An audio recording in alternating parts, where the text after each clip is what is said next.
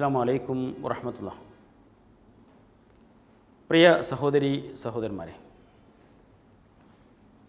എന്തുകൊണ്ട് ഇസ്ലാം എന്ന പങ്ക്തിയിൽ positive media ഇന്ന് ചർച്ച ചെയ്യുന്ന ചോദ്യം, അള്ളാഹു അറബികളുടെ ഒരു ഗോത്രദൈവത്തിൻ്റെ പേര് മാത്രമല്ലേ? അതല്ല പ്രപഞ്ചനാഥനാണോ?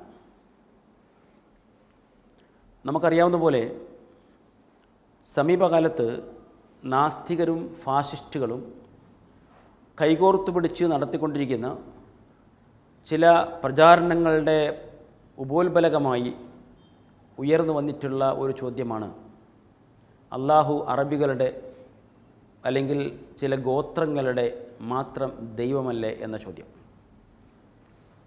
നമുക്കറിയാം, ഇവിടെയുള്ള ഏതെങ്കിലും മതഗ്രന്ഥത്തിൽ അല്ലെങ്കിൽ മതങ്ങളുടെ അടിസ്ഥാന ആധാരങ്ങളിൽ കൃത്യമായി അറിവും ധാരണയുമുള്ള ഒരാളും ഇങ്ങനെയുള്ള സംശയങ്ങൾ പ്രകടിപ്പിക്കുകയോ ആശങ്കപ്പെടുകയോ ആക്ഷേപിക്കുകയോ ചെയ്യുകയില്ല.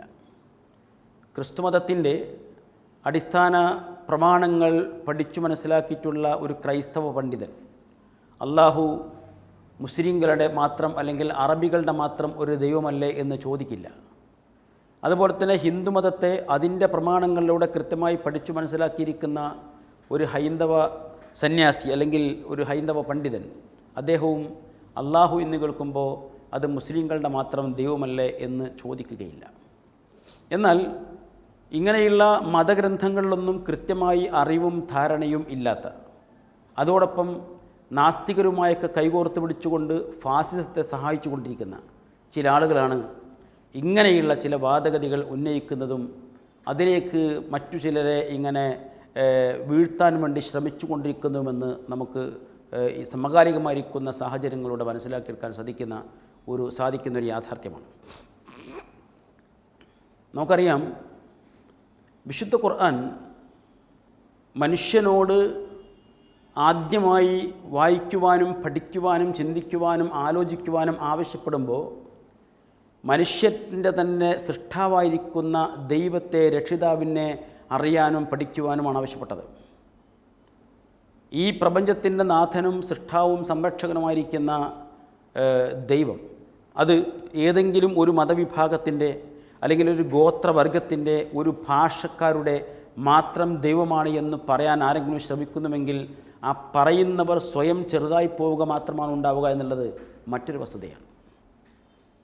വിശുദ്ധ ഖുർആനിൽ തുടക്കത്തിലെ പറഞ്ഞു, ഇഖ്റ ബിസ്മി റബ്ബിക്കല്ലദീ ഖലഖ്. നീ പഠിക്കേണ്ടത്, വായിക്കേണ്ടത്, കാര്യങ്ങൾ ചിന്തിച്ചു ഗ്രഹിക്കേണ്ടത് നിൻ്റെ രക്ഷിതാവായ ദൈവത്തിൻ്റെ നാമത്തിലാണ്. ആ ദൈവമാണ് എല്ലാം സൃഷ്ടിച്ചത്, അതിൽ മനുഷ്യൻ്റെ സൃഷ്ടിപ്പ് ഭ്രൂണത്തിന് ആരംഭിച്ചത് എന്നൊക്കെ പറഞ്ഞുകൊണ്ട് തുടങ്ങിയിട്ടുള്ളത്. അങ്ങനെയുള്ള ഒരുപാട് കാര്യങ്ങൾ നമുക്ക് മനസ്സിലാക്കിയെടുക്കാൻ പറ്റും. 32-ാം അധ്യായം സൂറത്തു സജദയുടെ 4-ാമത്തെ വാക്യം തുടങ്ങുന്നത് അല്ലാഹുല്ലദീ ഖലഖസ് സമാവാതി വൽ അർള വമാ ബൈനഹുമാ എന്ന് പറഞ്ഞുകൊണ്ടാണ്. അള്ളാഹു എന്ന് പറയുന്നത് ഉപരിലോകങ്ങളെയും ഭൂമിയെയും അവയ്ക്കിടയിലുള്ളവയെയും സൃഷ്ടിച്ചിരിക്കുന്നവനാകുന്നു എന്ന് പറഞ്ഞാണ് പരിചയപ്പെടുത്തിയത്.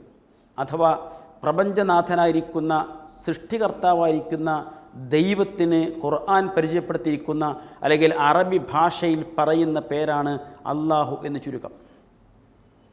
സമാനമായ ഒരുപാട് കാര്യങ്ങൾ നമുക്ക് കാണാൻ സാധിക്കും. പക്ഷേ ഇത് വിശുദ്ധ ഖുർആൻ മാത്രം പറഞ്ഞു വച്ചിരിക്കുന്ന ഒരു പേരൊന്നുമല്ല. നമുക്കറിയാവുന്ന പോലെ തന്നെ അറബി ഭാഷ സംസാരിക്കുന്ന അല്ലെങ്കിൽ അറബ് ലോകത്ത് ജീവിക്കുന്ന ക്രൈസ്തവരും ജൂതരുമൊക്കെ അവർ ദൈവത്തെ വിളിക്കുന്ന പേരാണ് അള്ളാഹു. അവർ ദൈവത്തിന് നൽകുന്ന അല്ലെങ്കിൽ ദൈവത്തെ അവർ പരിചയപ്പെടുത്തുന്ന പേരാണ് അള്ളാഹു. അപ്പോൾ അള്ളാഹു എന്നുള്ളത് മുസ്ലിങ്ങളുടെയോ അറബികളുടെയോ മാത്രം ദൈവമാണ് എന്ന് വിചാരിക്കുന്നത് തന്നെ ഞാൻ നേരത്തെ പറഞ്ഞ പോലെ ശുദ്ധമായ വിവരക്കേട് മാത്രമാണ്. അതിലേക്ക് ചേർത്ത് പറയാവുന്ന ഒട്ടേറെ കാര്യങ്ങളുണ്ട്. ബൈബിളിൻ്റെ തന്നെ അറബി വേർഷൻസ് നോക്കിയാൽ അതിൽ അള്ളാഹു എന്ന പദം ധാരാളമായി ദൈവത്തെ ഉദ്ദേശിച്ചുകൊണ്ട് ഉപയോഗിച്ച് കാണാൻ സാധിക്കും. അപ്പോൾ അങ്ങനെയുള്ള പ്രപഞ്ചനാഥനായിരിക്കുന്ന ദൈവത്തെ ഒരു പേരിൻ്റെ പേര് പറഞ്ഞുകൊണ്ട് അത് ഒരു വിഭാഗത്തിൻ്റെ മാത്രം ദൈവമായി, സംരക്ഷകനായി, സൃഷ്ടാവായി പരിചയപ്പെടുത്തുവാൻ ശ്രമിക്കുന്നത് ഞാൻ നേരത്തെ പറഞ്ഞ പോലെ സ്വയം ചെറുതാകുവാനും അതുപോലെ തങ്ങളുടെ അസ്തിത്വം തന്നെ ചോദ്യം ചെയ്യപ്പെടുവാനും കാരണമാകുമെന്നല്ലാതെ മറ്റു യാതൊരു ഗുണം അതുകൊണ്ട് ആർക്കും ലഭിക്കാൻ പോകുന്നില്ല. ഇതാണ് വസ്തുത. ഇനി നമുക്ക് അതിൻ്റെ വിശദാംശങ്ങളിലേക്ക് പോയാൽ, വിശുദ്ധ ഖുർആൻ ഒട്ടേറെ സ്ഥലങ്ങളിൽ യാ അയ്യുഹന്നാസ്, അല്ലയോ മനുഷ്യരെ എന്ന് വിളിച്ചുകൊണ്ടാണ് അഭിസംബോധന ചെയ്യുന്നത്. അതിൽ ഇസ്ലാമിൻ്റെ അടിസ്ഥാന ആദർശമായിരിക്കുന്ന, അടിസ്ഥാന ശിലയായിരിക്കുന്ന ഏകദൈവ ആരാധനയെ സമൂഹത്തിന് മുമ്പിൽ സമർപ്പിക്കുന്ന ഖുർആനിൻ്റെ ഒരുപക്ഷെ ആദ്യത്തിൽ നമ്മൾ അതിങ്ങനെ ഒരു ഭാഗത്ത് നിന്ന് വായിച്ചു തുടങ്ങുമ്പോൾ ആദ്യമായി നമുക്ക് കണ്ടെത്തുവാൻ കഴിയുന്നൊരു ഭാഗം 2-ാം അധ്യായം സൂറത്തുൽ ബഖറയിലെ 21-22 വാക്യങ്ങളാണ്. അവിടെ പറയുന്നത് യാ അയ്യുഹന്നാസ്, അല്ലയോ മനുഷ്യരെ, മനുഷ്യരെ എന്ന് വിളിച്ചുകൊണ്ട് പറയുന്നു ഉഅ്ബുദു റബ്ബക്കും, നിങ്ങൾ നിങ്ങളുടെ രക്ഷിതാവായിരിക്കുന്ന ദൈവത്തെ ആരാധിക്കണം. നിങ്ങളുടെ ദൈവത്തെ നിങ്ങൾ ആരാധിക്കണം. നിങ്ങളുടെ ദൈവം എന്ന് പറയുമ്പോൾ ഉഅ്ബുദു റബ്ബക്കും അല്ലദീ ഖലഖക്കും, അവൻ നിങ്ങളെ സൃഷ്ടിച്ചവനാണ്. അപ്പോൾ നിങ്ങൾ ആരാധിക്കേണ്ടത് ആരെയാണ്? നിങ്ങളെ സൃഷ്ടിച്ചവനെന്ന് നിങ്ങൾക്ക് ബോധ്യപ്പെട്ടിരിക്കുന്ന ദൈവമാരാണോ ആ ദൈവത്തെ ആരാധിക്കണം. നിങ്ങളെ സൃഷ്ടിച്ചത് യേശുക്രിസ്തുവാണ് എന്ന് നിങ്ങൾക്ക് അഭിപ്രായമുണ്ടോ? നിങ്ങളെ സൃഷ്ടിച്ചത് ശ്രീകൃഷ്ണനാണ് എന്ന് നിങ്ങൾക്ക് അഭിപ്രായമുണ്ടോ? നിങ്ങളെ സൃഷ്ടിച്ചത് മുഹമ്മദ് നബിയാണ് എന്ന് നിങ്ങൾക്ക് അഭിപ്രായമുണ്ടോ? അതൊന്നുമില്ലെങ്കിൽ കൃഷ്ണൻ്റെയും ക്രിസ്തുവിൻ്റെയും മുഹമ്മദ് നബിയുടെയും ഒക്കെ സൃഷ്ടാവ് കൂടിയായിരിക്കുന്ന, നിങ്ങളുടെ കൂടി സൃഷ്ടാവായിരിക്കുന്ന ഏകനായ ദൈവത്തെയാണ് നിങ്ങൾ ആരാധിക്കേണ്ടത് എന്നാണ് ഖുർആൻ പറഞ്ഞത്. ഇത് വർഗീയതയില്ലാത്ത, വിവേചനമില്ലാത്ത, വിഭാഗീയതയില്ലാത്ത, വേർതിരിവുകളില്ലാത്ത മുഴുവൻ മനുഷ്യർക്കും അംഗീകരിക്കുവാനും ഉൾക്കൊള്ളുവാനും സാധിക്കുന്ന പച്ച പരമാർത്ഥമാണ് ഈ പറഞ്ഞു വെച്ചത്. എന്നിട്ടതിൻ്റെ വിശദാംശങ്ങളിലേക്ക് പോയി. നിങ്ങളെ മാത്രമല്ല, വല്ലദിന മിൻ ഖബ്രിക്കും, നിങ്ങളുടെ പൂർവികരെയും അവനാണ് സൃഷ്ടിച്ചത്. അതുകൊണ്ടുമായില്ല, അല്ലദീ ജഅല ലക്കുമുൽ അർള ഫിറാശ, നിങ്ങൾക്ക് വേണ്ടി ഈ ഭൂമിയെ എല്ലാവിധ സൗകര്യങ്ങളോടെയും ഒരുക്കി നിർത്തിയിരിക്കുന്നൊരു ഭവനം പോലെ, എന്ന് പറഞ്ഞാൽ വെൽ ഫർണിഷ്ഡായി റെഡിയാക്കി തയ്യാറാക്കി വച്ചിരിക്കുന്ന ഒരു പ്രതലം പോലെ അനുഭവപ്പെടാവുന്ന വിധത്തിൽ നിങ്ങൾക്ക് ഈ ഭൂമിയെ സംവിധാനിച്ചു എന്നത് അവനാണ്. ഭൂമിയെ അങ്ങനെ സംവിധാനിച്ചത് യഥാർത്ഥത്തിൽ പ്രപഞ്ചനാഥനായിരിക്കുന്ന ദൈവമല്ലാതെ മറ്റാരെങ്കിലുമാണ് എന്ന് മറ്റു പലരെയും ആരാധിച്ചു കൊണ്ടിരിക്കുന്ന ആളുകൾക്ക് വരെ വാദമുണ്ടാവുകയില്ല എന്നാണ് ഞാൻ മനസ്സിലാക്കുന്നത്. അതുപോലെ തന്നെ വസ്സമാ ബിന, ഉപരിലോകത്തെ എല്ലായിടത്തിലും ഒരു സംരക്ഷണ കവചമായി ഒരു മേൽക്കൂര കണക്കെ സംവിധാനിച്ചതും അവനാണ്. വഅൻസല മിനസ്സമാഇ മാഅ, നിങ്ങൾക്ക് ഉപരിലോകത്ത് നിന്ന് മഴ വർഷിപ്പിച്ചു കൊണ്ടിരിക്കുന്നതും അവനാണ്. ഫഅഖ്റജ ബിഹി മിനസ്സമറാത്തി റിസ്ഖൻ ലക്കും, ഈ ഭൂമിയിൽ ആ മഴ മുഖേന ഈ ഭൂമിയിൽ നിന്ന് ഒട്ടേറെ വൈവിധ്യങ്ങളായ വ്യത്യസ്തങ്ങളായിരിക്കുന്ന ഫലവർഗ്ഗങ്ങൾ ഉൽപ്പാദിപ്പിച്ചു നൽകുന്നതും അവനാണ്. എന്നിട്ട് പറഞ്ഞു, ഈ പറഞ്ഞിരിക്കുന്ന കാര്യങ്ങൾ, അഥവാ നിങ്ങളെ സൃഷ്ടിച്ചതിൽ, നിങ്ങളുടെ പൂർവികരെ സൃഷ്ടിച്ചതിൽ, ഈ ഭൂമിയെ സംവിധാനിച്ചതിൽ, ഉപരിലോകത്തെ സംവിധാനിച്ചതിൽ, മഴ വർഷിപ്പിക്കുന്നതിൽ, അതുപോലെ ഇവിടെ നിങ്ങൾക്ക് ആവശ്യമായ ഉപജീവന മാർഗമെന്ന നിലക്ക് എല്ലാ ഫലവർഗ്ഗങ്ങളെയും ഉൽപ്പാദിപ്പിക്കുന്നതിൽ ഒന്നും യഥാർത്ഥ ദൈവത്തിൻ്റെ കൂടെ ഒരു പങ്കാളിയോ ഒരു കൂട്ടുകാരനോ ഒന്നും തന്നെ ഇല്ലെന്നിരിക്കെ, ആ കാര്യം നിങ്ങൾ കൂടി അറിയുന്നു മനസ്സിലാക്കുന്നു എന്നിരിക്കെ, നിങ്ങൾ അവനുള്ള ആരാധനകളിൽ മറ്റാരെയും പങ്കുചേർക്കരുത് എന്നാണ് വിശുദ്ധ ഖുർആൻ ഇബ്വിഷേകമായി പ്രഥമമായി സംസാരിക്കുന്ന 2 സൂക്തങ്ങളിലൂടെ ബോധ്യപ്പെടുത്തിയിട്ടുള്ളത്. ഇതിലെവിടെയാണ് വർഗീയതയുള്ളത്? ഇതിലെവിടെയാണ് ഗോത്രീയതയുള്ളത്? ഇതിലെവിടെയാണ് ഭാഷാപരമായിരിക്കുന്ന സങ്കുചിതത്വമുള്ളത്?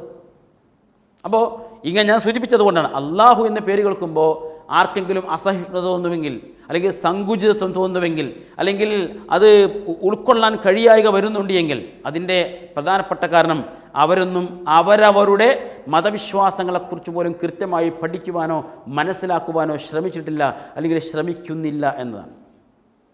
അപ്പോൾ ഇങ്ങനെയുള്ള ഈ പ്രപഞ്ചനാഥനെ അറബി ഭാഷയിൽ വിളിക്കുന്ന പേരാണ് അള്ളാഹു. മലയാളത്തിൽ നമ്മൾ ദൈവമെന്ന് പറയുന്നു, ഈശ്വരൻ എന്ന് പറയുന്നു, അതുപോലെ ഹിന്ദിയിൽ ഹുദ എന്ന് പറയുന്നു, കടവുൾ എന്ന് മറ്റു ചില ആൾക്കാർ പറയുന്നു, ആണ്ടവരെന്ന് പറയുന്നു, അതുപോലെ തന്നെ ക്രൈസ്തവ സമൂഹം യഹോവ എന്ന് പറയുന്നു. ഇവരൊക്കെ ലക്ഷ്യമാക്കുന്നത്, ഉദ്ദേശിക്കുന്നത് ഈ പ്രപഞ്ചനാഥനായിരിക്കുന്ന സൃഷ്ടാവായിരിക്കുന്ന ദൈവത്തെയാണ് എങ്കിൽ ഈ പറഞ്ഞിരിക്കുന്ന പേരുകളിലൊന്നും യാതൊരു പ്രശ്നവുമില്ല എന്നാണ് നമുക്ക് മനസ്സിലാക്കാൻ കഴിയുന്നത്, അല്ലെങ്കിൽ നമുക്ക് പറഞ്ഞു കൊടുക്കാൻ സാധിക്കുന്നത്. ഇതാണ് വസ്തുത. എന്നാൽ ഈ പറയപ്പെട്ട ഏതെങ്കിലുമൊക്കെ പേരുകൾ ഒരു പ്രത്യേകമായിരിക്കുന്ന വിഭാഗത്തിൻ്റെയോ അല്ലെങ്കിൽ ഗോത്രത്തിൻ്റെയോ ഒരു വർഗത്തിൻ്റെയോ ആണ് എന്ന് പറയാൻ ശ്രമിച്ചാൽ അതിവർക്ക് സമ്മതമാകുമോ? ഇപ്പോൾ യഹോവ എന്ന് പറഞ്ഞാൽ അത് ക്രൈസ്തവ സമൂഹത്തിൻ്റെ മാത്രം ദൈവമാണ് എന്ന് ക്രിസ്ത്യാനികൾക്ക് വാദമുണ്ടോ? മലയാളത്തിൽ ഈശ്വരൻ എന്ന് പറയുമ്പോൾ ഇവിടെയുള്ള മലയാളികളുടെ അല്ലെങ്കിൽ ഹിന്ദുക്കളുടെ മാത്രം ദൈവമാണ് എന്ന് ഇവിടുത്തെ മലയാളികൾക്കോ ഹൈന്ദവ സമൂഹത്തിനോ വിശ്വാസമുണ്ടോ? അങ്ങനെ വാദമുണ്ടോ? അതുപോലെ തന്നെ ആണ്ടവരെന്നോ കടവുളെന്നൊക്കെ വിളിക്കുമ്പോൾ അത് തമിഴ്നാട്ടുകാരായിരിക്കുന്ന തമിഴന്മാരായിരിക്കുന്ന ആളുകളുടെ മാത്രം ഒരു പ്രത്യേക ദൈവമാണ് എന്നവർ അർത്ഥമാക്കുന്നുണ്ടോ? ഇനി അങ്ങനെ ഓരോ ഹുദ എന്ന് വിളിക്കുമ്പോൾ അത് ഉറുദു സംസാരിക്കുന്ന അല്ലെങ്കിൽ ഹിന്ദി സംസാരിക്കുന്ന അങ്ങനെയുള്ള ഭാഷയുടെ ആളുകളുടെ മാത്രം ദൈവമാണ് എന്ന് ആരെങ്കിലും പറയാറുണ്ടോ? അപ്പോൾ അവിടെയൊന്നും അങ്ങനെ ഒരു വേർതിരിവ് നമ്മൾ കാണുന്നില്ല എങ്കിൽ, യഹോവ എന്ന് വിളിക്കുമ്പോൾ ആ വേർതിരിവില്ലെങ്കിൽ, ഈശ്വർ എന്ന് വിളിക്കുമ്പോൾ ആ വേർതിരിവില്ലെങ്കിൽ, അതുപോലെ കടവുളെന്ന് വിളിക്കുമ്പോൾ ആ വേർതിരിവില്ലെങ്കിൽ, ഹുദ എന്ന് വിളിക്കുമ്പോൾ അവിടെയും വേർതിരിവില്ലെങ്കിൽ, അള്ളാഹു എന്ന് പറയുമ്പോൾ മാത്രം അത് മുസ്ലിങ്ങളുടെ അല്ലെങ്കിൽ അറബികളുടെ ഒരു ഗോത്രദൈവമാണ് എന്നൊക്കെ പറഞ്ഞ് അതിനെ ചെറുതാക്കുവാനോ ആക്ഷേപിക്കുവാനോ ശ്രമിക്കുന്നത് ഞാൻ നേരത്തെ പറഞ്ഞ പോലെ നാസ്തികരും അതുപോലെ ഫാസിസ്റ്റുകളും കൈകോർത്ത് പിടിച്ച് ഇവിടെ ഉണ്ടാക്കിക്കൊണ്ടിരിക്കുന്ന പ്രശ്നങ്ങളുടെ ഭാഗമാണ്. അതോടൊപ്പം മുഴുവൻ മനുഷ്യരെയും ഒന്നായി കാണുവാൻ പഠിപ്പിക്കുന്ന ഒരു മതദർശനത്തെ വർഗീയമായി ചിത്രീകരിക്കുവാനും മുസ്ലിം സമൂഹത്തെ വർഗീയവാദികളായി ചിത്രീകരിക്കുവാനുമൊക്കെയുള്ള ശ്രമത്തിൻ്റെ കൂടി ഭാഗമാണ് എന്ന് നമുക്ക് മനസ്സിലാക്കാൻ സാധിക്കും. ഇനി ഇതിലേക്ക് ചേർത്ത് പറയേണ്ട ഒന്ന് രണ്ട് കാര്യങ്ങൾ കൂടി. അത് മറ്റൊന്നുമല്ല, ഇങ്ങനെയൊക്കെ ആണെങ്കിലും അള്ളാഹു എന്ന് പറയുന്നതിന് നമുക്ക് നമ്മൾ മലയാളികളായതുകൊണ്ട് മലയാളത്തിൽ വിളിച്ചാൽ പോരെ? ഈ ചോദ്യം അത് ചോദിക്കുന്ന ആൾക്കാർക്കും പറയാവുന്നതാണ്. ഞാൻ നേരത്തെ പറഞ്ഞുവല്ലോ, മലയാളികളായിരിക്കുന്ന ക്രൈസ്തവ സമൂഹവും അവർ ദൈവത്തെ യഹോവ എന്ന് വിളിക്കുന്നു. അവർക്ക് ദൈവമെന്നോ ഈശ്വരനെന്നോ വിളിച്ചാൽ പോരെ? അതുപോലെ തന്നെ മറ്റു പല ഭാഷക്കാരായി ജീവിച്ചുകൊണ്ടിരിക്കുന്ന ആളുകൾ അവരവർ ദൈവത്തിന് വ്യത്യസ്തമായിരിക്കുന്ന ഭാഷകൾ വിളിച്ചുകൊണ്ടിരിക്കുന്നു. അങ്ങനെ വേണോ? എല്ലാവർക്കും കോമൺ ആയിരിക്കുന്ന പദം സ്വീകരിച്ചുകൂടെ? ഇവിടുത്തെ ഇംഗ്ലീഷുകാർ ഗോഡ് എന്ന് വിളിച്ചുകൊണ്ടിരിക്കുന്നു, മാറ്റണമെന്നുണ്ടോ? അപ്പോൾ അതുകൊണ്ട് ഇവിടെ ഞാൻ പറഞ്ഞതിന് മലയാളികളായിരിക്കുന്ന ക്രൈസ്തവ സമൂഹം വരെ ദൈവത്തിന് യഹോവ എന്ന് വിളിക്കുന്നുവെങ്കിൽ മലയാളികളായിരിക്കുന്ന മുസ്ലിം സമൂഹത്തിന് ദൈവത്തെ അള്ളാഹു എന്ന് വിളിക്കുന്നതിൽ മാത്രം എന്താണ് പ്രശ്നം? അതും അതിൻ്റെ കൂടെ തന്നെ ചേർത്ത് മനസ്സിലാക്കേണ്ടത്. ഇനി അള്ളാഹു എന്ന പദത്തിൻ്റെ വിവക്ഷ എന്താണ്? അറബി ഭാഷയിൽ അൽ ഇലാഹ് എന്നാണ് അള്ളാഹു എന്ന പദത്തിൻ്റെ വിവക്ഷ. അൽ ഇലാഹ് എന്ന് പറഞ്ഞാൽ സാക്ഷാൽ ദൈവം അല്ലെങ്കിൽ സാക്ഷാൽ ആരാധ്യൻ എന്നാണ് അർത്ഥം. ആ സാക്ഷാൽ ദൈവം, സാക്ഷാൽ ആരാധ്യൻ ആരാണ്? ഈ പ്രപഞ്ചത്തിൻ്റെ സൃഷ്ടികർത്താവ് ആരാണോ അവന് മാത്രമേ ആ പേര് വിളിക്കാൻ പറ്റുള്ളൂ.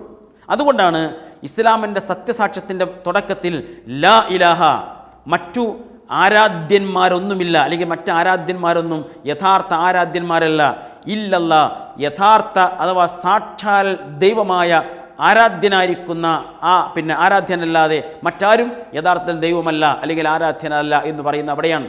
ഇതിലും ഒരു വർഗീയതയില്ല.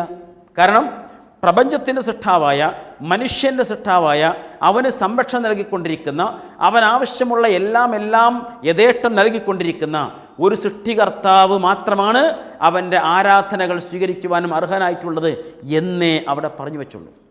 ഇതാണ് അള്ളാഹു എന്ന് പറയുമ്പോൾ വിവക്ഷിക്കപ്പെടുന്നത്.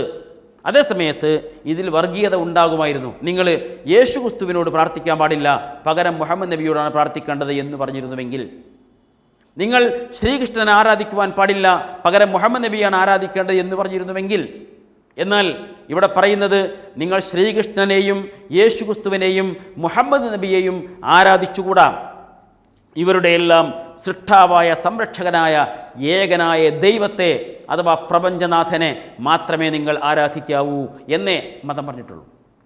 അതിലെവിടെയും ഒരു വർഗീയതയും നമുക്ക് കാണുവാൻ സാധിക്കുകയില്ല. മറ്റൊരു വശം, ഞാൻ നേരത്തെ പറഞ്ഞ പോലെ തന്നെ എന്തുകൊണ്ട് ഈ പദത്തെ മലയാളീകരിച്ച് അല്ലെങ്കിൽ ഭാഷാന്തരം നടത്തിക്കൊണ്ട് വിളിച്ചുകൂടാ എന്ന് സ്വാഭാവികമായ ചോദ്യം തന്നെയാണ്.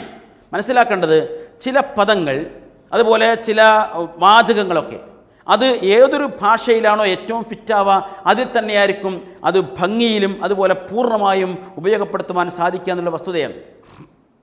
ഇപ്പോൾ മലയാളികളാണെങ്കിലും നമ്മൾ ആളുകളെ കാണുമ്പോൾ സാധാരണഗതിയിൽ പറയുന്ന അഭിസംബോധനയുടെ ഭാഗമായി പറയുന്ന കാര്യമാണ് ഗുഡ് മോർണിംഗ്. ഗുഡ് മോർണിംഗ് എന്നതിന് അതിനെ മലയാളീകരിക്കാൻ കഴിയും, അതിനെ ഭാഷാന്തരം ചെയ്യാൻ കഴിയും. നല്ല പ്രഭാതം എന്ന് വേണമെങ്കിൽ പറയാം. പക്ഷേ ഒരാളെ കാണുമ്പോൾ നല്ല പ്രഭാതം എന്ന് നമ്മൾ പറഞ്ഞാൽ അതിനെന്തോ ഒരു അപൂർണതയും ഒരു അഭംഗിയും നമുക്ക് തന്നെ നേർക്കുനേരെ തന്നെ ബോധ്യമാകും. പക്ഷേ ഗുഡ് മോർണിംഗ് എന്ന് പറയുമ്പോഴോ അതിൻ്റെ അർത്ഥവും ആശയവും മനസ്സിലാവാത്ത ഒരാളാണെങ്കിൽ പോലും അയാൾക്കും അതിലൊരു പ്രയാസമില്ല. എന്ന് പറഞ്ഞാൽ അതിലൊരു അഭംഗിയോ ഒരു അപൂർണതയോ തോന്നുകയില്ല. ഇനി ഗുഡ് ബൈ എന്നാണ് പറയുന്നതെങ്കിലോ ആ ഗുഡ് ബൈ എന്നതിനെ മലയാളീകരിക്കാൻ തന്നെ സാധിക്കുമോ എന്നുള്ള കാര്യം സംശയമാണ്. അതുപോലെ ചില പദങ്ങൾ അങ്ങനെയാണ്, ഇംഗ്ലീഷിൽ മാത്രം ഉപയോഗിക്കാൻ പറ്റുന്ന പദങ്ങളുണ്ട്, അല്ലെങ്കിൽ അങ്ങനെ ഉപയോഗിച്ചെങ്കിൽ നമുക്കത് വ്യക്തവും കൃത്യവുമാവുകയുള്ളൂ. ഇപ്പോൾ ഉദാഹരണമായി നമ്മൾ മലയാളത്തിൽ വൈദ്യുത ഗമനാഗമന നിയന്ത്രണ യന്ത്രം എന്ന് പറഞ്ഞാൽ ഒരുപക്ഷെ ഒരു സാധാരണ മലയാളിക്ക് പോലും മനസ്സിലാവണമെന്നില്ല. അതിനെ ഇംഗ്ലീഷിൽ സ്വിച്ച് എന്ന് പറഞ്ഞു കൊടുത്താൽ ആർക്കും മനസ്സിലാവുകയും ചെയ്യും.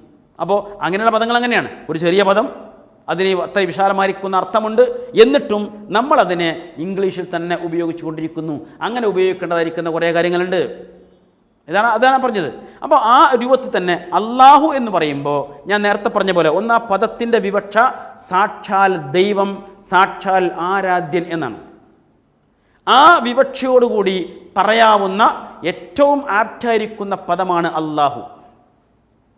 ഇനി മാത്രമല്ല, ആ പദത്തെ നമുക്കതിൻ്റെ ഒരു ദ്വിവചനം, ഒരു ബഹുവചനം, ഒരു സ്ത്രീലിംഗം, ഒരു പുല്ലിംഗം തുടങ്ങിയിരിക്കുന്നതിലേക്കൊന്നും അതിനെ കൊണ്ടുപോകാൻ കഴിയില്ല. എന്ന് പറഞ്ഞാൽ ആ പദം പോലും അസ്തിത്വത്തിൽ തന്നെ ഏകത്വം കാണിക്കുന്ന പദമാണ്. അള്ളാഹുവിൻ്റെ ഏറ്റവും വലിയ പ്രത്യേകത, ദൈവത്തിൻ്റെ ഏറ്റവും വലിയ പ്രത്യേകത, അവൻ എല്ലാ കാര്യങ്ങളിൽ ഏകനാണ്. സൃഷ്ടാവി എന്ന നിലക്കും സംരക്ഷകൻ എന്ന നിലക്കും അതുപോലെ തന്നെ എല്ലാം സംവിധാനിച്ച് നിയന്ത്രിച്ചു കൊണ്ടുപോകുന്നവൻ എന്ന നിലക്കുമൊക്കെ അക്കാരണത്താൽ തന്നെ ആരാധ്യൻ എന്ന നിലയിലും അവൻ പൂർണ്ണമായും ഏകനാണ്. ആ ഏകത്വത്തെ അവൻ്റെ പേരിലൂടെ പോലും നമുക്ക് ബോധ്യമാകുന്ന ഒരു പദമാണ് അള്ളാഹു എന്ന് പറയുന്നത്. അത്രയും കൃത്യതയും വ്യക്തതയുമുള്ള ഒരു പദം ഉപയോഗപ്പെടുത്തുന്നു മുസ്ലിങ്ങൾ എന്നതാണ് മുസ്ലിങ്ങളുടെ പേരിൽ വർഗീയത ആരോപിക്കുവാനും അതുപോലെ മറ്റുള്ള ഇഷ്യൂസ് പറയുവാനും ഒക്കെയുള്ള കാരണമായി തീരുന്നത്. ഞാൻ നേരത്തെ പറഞ്ഞ പോലെ തന്നെ ഈ സമീപകാലത്ത് ഈ ഹലാൽ ഫുഡ് പോലെയുള്ള ചില വിഷയങ്ങൾ ചർച്ചയ്ക്ക് വന്നപ്പോഴാണ് എന്താ നിങ്ങൾ അള്ളാഹു എന്ന് തന്നെ പറയുന്നത്, അള്ളാഹു എന്നതിനെ മലയാളീകരിച്ചുകൂടെ എന്നൊക്കെയുള്ള ചോദ്യങ്ങളും അതൊരു വർഗീയതയുടെ ഭാഗമല്ലേ എന്നൊക്കെയുള്ള ആശങ്കകളുമൊക്കെ മുന്നോട്ട് വെക്കുന്നതും ഒന്നുകിൽ അറിവില്ലായ്മ കൊണ്ടോ അല്ലെങ്കിൽ അറിവുണ്ടായിട്ടും അജ്ഞത നടിക്കുന്നതിൻ്റെ ഭാഗമായിട്ടോ മാത്രമാണ് എന്ന് തിരിച്ചറിയാൻ കഴിയും. അതുകൊണ്ട് എനിക്കിവിടെ ഇത് കൺക്ലൂഡ് ചെയ്യുമ്പോൾ പറയാനുള്ളത്, അള്ളാഹു എന്ന് പറയുന്നത് ഏതെങ്കിലും ഒരു നാടിൻ്റെ, ഒരു ദേശത്തിൻ്റെ, ഒരു ഭാഷയുടെ, ഏതാനും ആളുകളുടെ, ഏതാനും ഗോത്രങ്ങളുടെ ഒന്നും ഒരു ദൈവത്തിൻ്റെയോ ആരാധ്യൻ്റെയോ പേരല്ല, മറിച്ച് എല്ലാ ഗോത്രങ്ങളുടെയും, എല്ലാ ഭാഷക്കാരുടെയും, എല്ലാ വർഗക്കാരുടെയും, എല്ലാ ജീവജാലങ്ങളുടെയും, എല്ലാ സൃഷ്ടിജാലങ്ങളുടെയും സൃഷ്ടാവായ,